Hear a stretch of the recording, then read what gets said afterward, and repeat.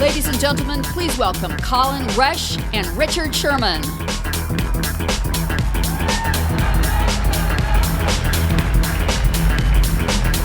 Let's do it. Richard, welcome. Do you guys know who this guy is? I hear some Seahawks fans out there. I think we'll be all right. I think there's a few of them.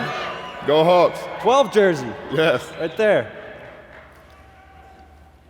You have had a nice little stretch here. You had your feet in the sand in St. Lucia last week.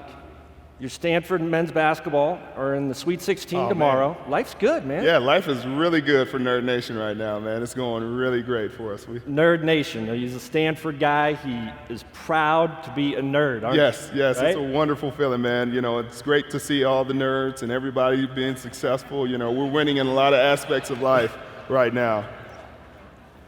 We were just backstage, and I said to Richard, man, I looked up your Twitter followers last night, and you're almost at 900, and what did you just tell me? I'm at 900 now.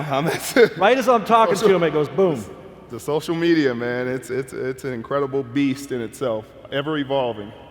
And he's a good person to know, because then he just did a retweet and put mine, and I'm up to 400. Yeah, we're working on it. We're working on his followers, man. Hey, your name is kind of lengthened since I last interviewed you about 4 years ago. It was just Richard Sherman. Of course, now it's Super Bowl champion Richard Sherman, and you hear that everywhere you go now. Yeah, it feels really good, man, when people come out and call you champ. It just hits a different place in your heart. You know, it's a lifelong dream. It's an accomplishment. It's, you know, obviously the journey isn't done, but it feels really good to accomplish a lifelong dream. It really does. We just saw the video clip, and you've seen it a million times, most of us have, and you said, you know, don't you ever talk about me. And I'm hoping that doesn't equate to me in this interview, that I can say, you know, you're okay. You know, we're giving you a pass today, you know, but not everybody gets that right. Get that out of the way right now. We have 20 minutes on the clock, but it hasn't started, so that tells me we might have a little bit more. So we got a lot to talk about. This guy, of course, the theme here is the reinvention of marketing and branding in particular. And you, more than any athlete out there right now, has branded yourself. You're not just a nationally known name, you've really kind of gone global. Yeah, it's kind of. All in the last few months, really, right? Right. Quick show of hands here. Who knew Richard Sherman, knew who he was 2 months ago? Thank you. How about a year ago? Okay, pretty good. How about 3 years ago, when he didn't even know which NFL team would draft him, or if he'd even get drafted at that point? So there's a handful, but that just tells me how far you have come in 3 years. And I know that you are cognizant of that, because you had a plan going all the way back to your Stanford days. You took advanced marketing classes. You knew where you were at that time, but you ultimately knew where you wanted to go, correct? Yeah, I mean, I definitely knew, and to get there, I knew I'd have to take a different path than the people who came before me, you know, like the Deion Sanders, you know, the Michael Irvins, the Jerry Rices. You know, there are some great guys out there that kind of paved the way, you know, Warren Saps, who were always in the media, always, you know, marketing themselves in some way, shape, or form. And, you know, but the difference was I was a 5th round pick, and I was a guy that, you know, was under the radar. And then they, you know, a lot of people in the Pacific Northwest said that Seattle's always ignored. And the first thing I told our you know, media and marketing guy was, you know, they're gonna have a hard time ignoring us from now until, you know, you let me get in front of a camera and a mic, and we'll see how much they ignore Seattle now. We've seen how that's turned out. Well, the rest is history, to say the least. But yeah, I mean, you know, there's always a plan of engaging with the audience and understanding, you know, the league we're in, understanding how you know, we're perceived as entertainers and what people are acclimated to seeing. You know, people love the Deons. The Muhammad Ali was a great influence of mine, and guys like that have always been showmen. You know, tell it like it is. You know, give them genuine, genuine, straight up. And a lot of athletes give him the cookie cutter mold, you know, great game, great opponent, a lot of respect.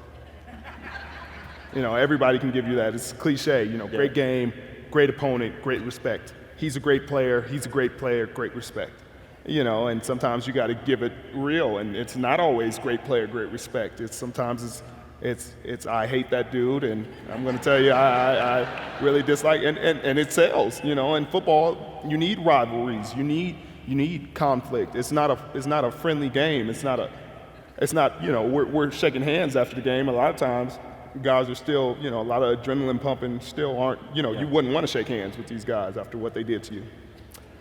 And that's what happened in the Aaron Andrews interview, right? I mean, a lot of people may not know that, you know, Richard going into that game had a plan. You knew you were mic'd up by the NFL Network.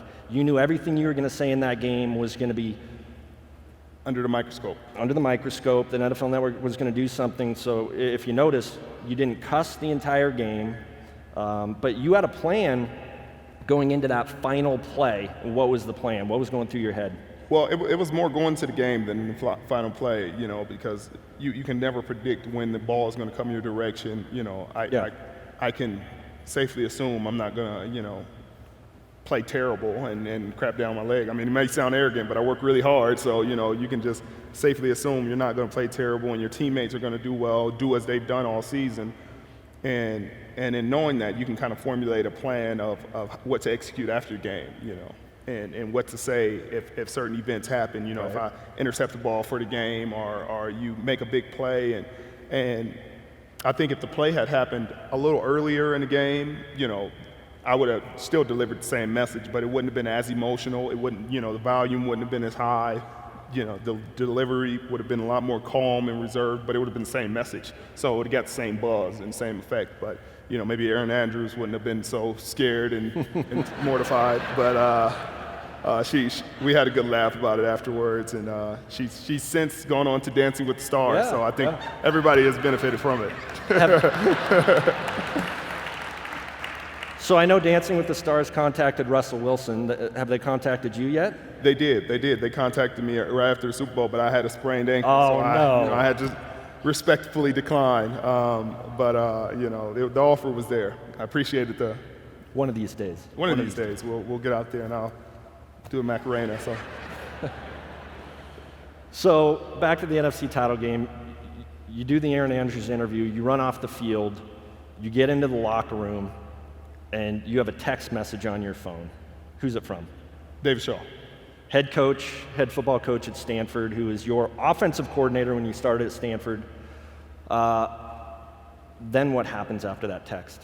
Well, then we get on the phone. You know, I'll give him a call because he's always the calm, reserved mind that you always see on TV. He's that way regardless of the situation. You know, it could be a nuclear war and he's in the middle of it. He's like, hey guys, let's figure out the best way to solve this situation, you know, level-headed and make a great decision. And so, you know, whenever something like this happens, he's usually the first or second guy I call, and, you know, he gave me a good conversation, as you know, and you spoke to him, and we had a good talk, and, you know, he told me, you know, how people had reacted and how, you know, what he thought of the moment, and he's always genuine and honest about his opinion, and you know, that allowed me to move forward, you know, and understand the criticism, but also understand the praise that comes along with it. You know, there's pros and the cons to every situation, and, you know, the cons are you know, you scared Aaron Andrews half to death.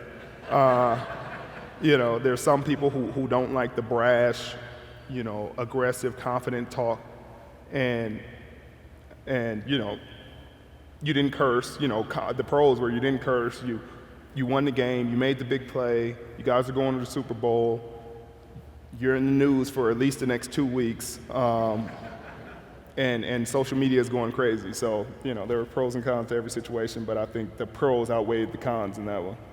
But that conversation was 10 minutes after the game, and you came up with, again, another plan of, okay, that interview didn't go the way I wanted it to go, what do we do from here? And the plan was what? When you met with the Seattle media the next day, you came up and you weren't talking about Crabtree and that, you were talking about who? I was talking about my teammates, you know, because I think whenever you face a situation like that of adversity, of criticism, of, I guess some people would call it a moment of, I guess anger or, emotion, you still have to, people, that's not truly who you are. That's a moment of time within a game. If you catch a lawyer at his highest peak in the courtroom, he might not be the great father and the great guy that he is at home. He might be an aggressive a-hole who's trying to make a point and win his case. But if you take that out of context and put it and try to judge his character off of that one moment, then you'll be shortchanging yourself in that man. So that's the message I tried to get out there. I tried to, get people to understand who I truly was as a person and all the things I went out there to do. I try to help a lot of people out in this world and do a lot of things in the community as well as just being a genuinely pretty good person.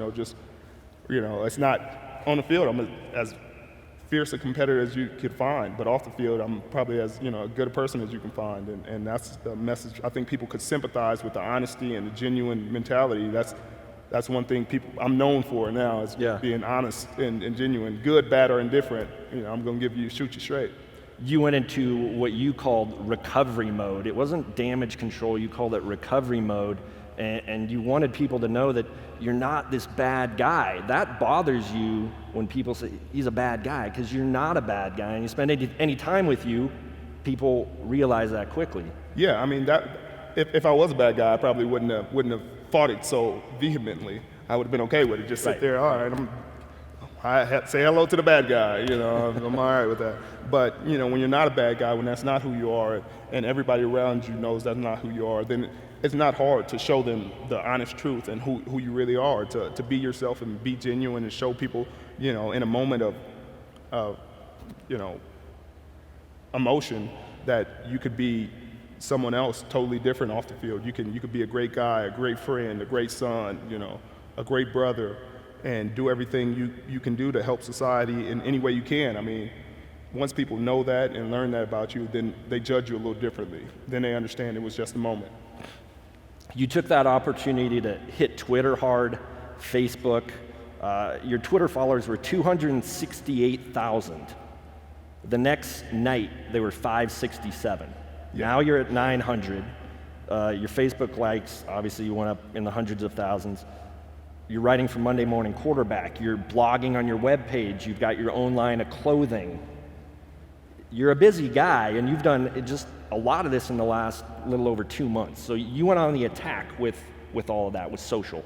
It's all a plan. You always have to have a plan. And I mean, when you have a plan, you embrace moments like that. When the moment comes and you get the 600,000 Twitter followers and you get the notoriety, the acclaim, you get the thousands of cameras in your face, you have to be able to live inside that moment and understand it and be able to create that impact, that longevity that you can create in those moments when you have the spotlight, when you have the shine, because it could go one or two ways. You could be terrible, and I could stutter and make mistakes and make the moment worse and curse and get angry, and it could, all my Twitter followers could be gone, and it could just be criticism and, oh, look how terrible this guy handled that. Or you could embrace it and educate people on, who you are as a person, the community service outreach you're doing, maybe, the entrepreneurial side, selling t-shirts and things like that, but also supporting a foundation for kids, blanket coverage. And it really allows you to spread your message if you have one. But if you don't have one, then you miss the moment. How are you kind of mapping your exposure when it comes to social media now? Or do you have any sort of data research as to what's good, what's bad? Well, I didn't in the beginning, to tell you the truth. I just did it by feel. My brother called me, Dave called me. Our media and marketing guys would give me the information they felt. Dave Pearson, one of our head media guys, would. Yeah, with the Seahawks. Yeah, he would always give me what he thought, the pros and cons. He said, a lot of times I'd say something and I'd know, the response. He'd be waiting for me just like this when I walked into the building, like, really, you're gonna do that? You knew what was gonna happen if you did that. And I'm like, yeah, I knew what would happen. You have to understand what's gonna happen. You have to understand you have to have the foresight to see that if you But do you want that. You want to provoke a response, correct? Exactly. You want to provoke a response, a discussion, because not a lot of people are doing that. You know, you want to be unique in your field. And if honesty and genuine originality is what sells in my field, then I'll be the one to step outside the cookie cutter mold and deliver something different, deliver something that people take the little bit of criticism and you know the spite that comes with that, and also enjoy the acclaim and the social media and the followers and all the celebratory things that come along with, you know, being in that position. When I talked to Coach Shaw on the phone last week, he had some great quotes. One of them was that you don't mind existing in the eye of the hurricane. And not a lot of people are like that, but you embrace it.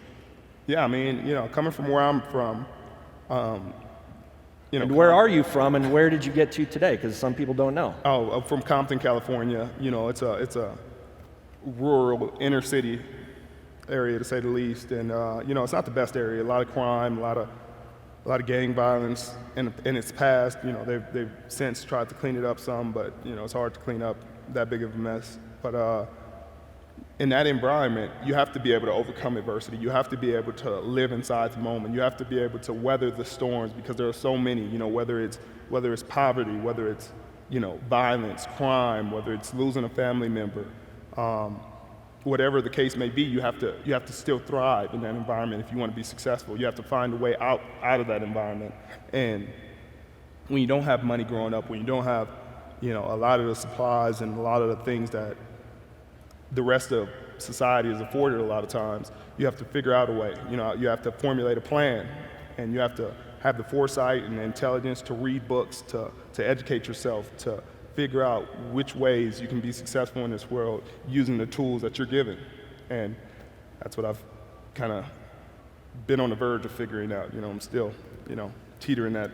Well, I think that's important for everyone in here to know that even when you were in high school in Compton, you had a plan, and the plan was to get to Stanford. You get to Stanford. From there, plan was to become a good enough player to make the NFL, because I know you were offense and you got moved to defense. And you become part of Nerd Nation at Stanford, and you embrace that, which you still do to this day. So you've had a plan all along, and even though it's gone up and down and the Aaron Andrews interviews happen, you've kind of stuck to your guns. Yeah, I mean, because that's all you can do. I mean, when you come up with a plan, you put all that work and effort into it, you can't go away from it just because you have a few hiccups in a row. You have to be consistent. If you really truly believe in what you're doing and really truly believe in what you're trying to get accomplished, then you have to stay consistent. You have to stay chipping away, because in this world, not everything is going to be, you know, sunshine and roses, but you have to get through the storms. You have to weather the storms, because on the other side of the storm might be sunshine and roses and green grass and everything you've ever wanted to accomplish. So that's what I've done. You know, I've through the Aaron Andrews, through the being picked 5th round, 154th pick, through, you know, injuries and criticism and, you know, the false accusations of suspensions. You reach through a lot of adversity to overcome, and you have to stay the same person throughout. You know, you can't change or let anything change who you are or what your morals and your values or your plan is. And it takes a lot of resilience and strength to do that, but it fuels you. It feels good when you do it, and it's good fuel. You'll never run out of it. If you fuel it off spite, you'll never run out of fuel. Well, it helps that something like the NFC Championship game and that final play happens, and then you go on and you win the Super Bowl, so you backed it up on the field as well. That helps. It helps when what you're saying is actual fact. Yeah. You know, a lot of people say, I mean, it helps. It does. You know, sometimes you have insider knowledge, and that helps. You know your team's pretty darn good, and you know, regardless of what you do in the game, your team is probably still going to do pretty darn good, and you just got to do your part, and that helps. And also understanding where you are, and you know, I would never say anything that I couldn't back up with evidence, or, you know, didn't have any factual evidence to support it. I can't just make outrageous claims like I made after the game, that wasn't an outrageous claim. I got evidence to back it up. You know, people can say what they might, but if you're looking for evidence, I could present that to you. Now, your opinion is still going to differ. It's going to be what it is, but you can't argue the fact. And that's what I try to do. Present facts they can't argue. Well, well said. Another fact is that since making the league 3 years ago, that was a big goal, just to make the league, become an impact player, which you've done. And since then was to make yourself attractive to potential companies. Look where we are today. Look where we are in front of all these wonderful people. It's awesome. It's awesome, but it's all part of the plan. It's all part of the plan. This guy turns 26. He's a youngin' this weekend. Hey, happy birthday, man. Thank you. I This was appreciate fun. that. Yeah, this is a lot of fun. Thanks. Thank you, guys. After you.